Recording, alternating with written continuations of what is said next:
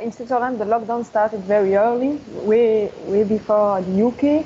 And the economic situation is quite difficult now in Switzerland, so they see the need to open again the economy. The health situation is under control, so they think it's the right time to start again. We know that 1.5 million people are currently temporarily unemployed in Switzerland, which is the equivalent to 30% of the total workforce. So they really see the need to open it again, given that the health situation is under control.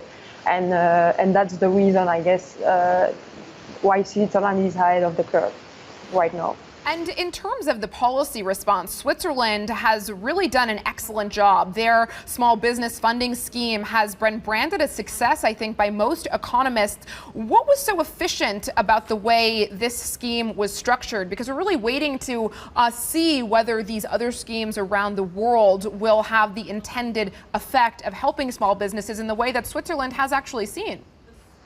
Yeah, so first of all, the Swiss aid program was quite large, really large. So it's the equivalent to 8.5% of GDP.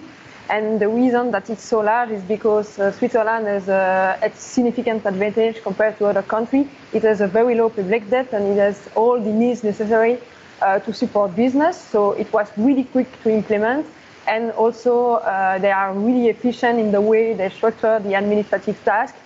Because they have all the means necessary, they can really be fast for that, and that's really the reason they have been more successful.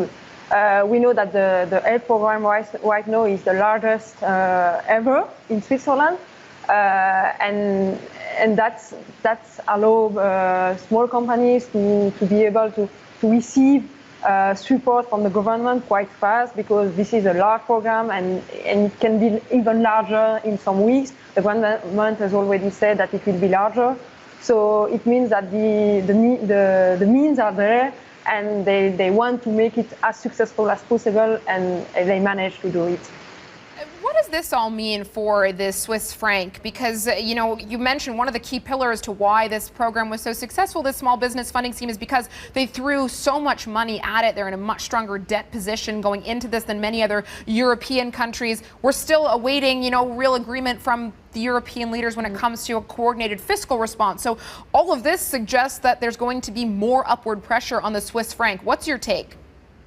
Yeah, as you all know, that the Swiss franc is considered as a safe haven by international investors, and the currency tends to appreciate sharply in times of crisis such as the current one. So there is not so much risk as a depreciation as the Swiss franc. The risk is quite the opposite, that the Swiss franc tends to appreciate really a lot when we have a crisis like that. And the problem is that it has a severe impact on the Swiss economy, because the Swiss economy is quite open.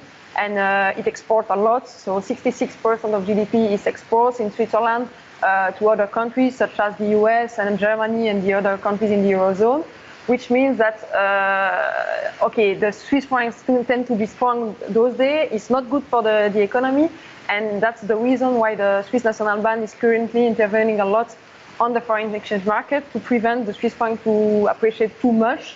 It's trying to prevent the euro Swiss franc to go below 1.05. The problem is that we are not sure the Swiss National Bank can continue for long to intervene that much on the foreign exchange market.